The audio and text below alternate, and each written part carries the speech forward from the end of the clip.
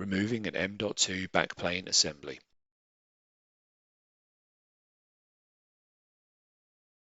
Remove the compute node cover. Press and hold the latches on the M.2 cables. Disconnect the cables from the system board. Loosen the screw that secures the signal cable to the M.2 backplane. Disconnect the cables from the M.2 backplane. Loosen the screw that secures the M.2 backplane to the air baffle. Slide the M.2 backplane forward and lift it up from the air baffle. Slightly lifting the rear of the filler, insert the filler into the clip on the air baffle and then lower it into position.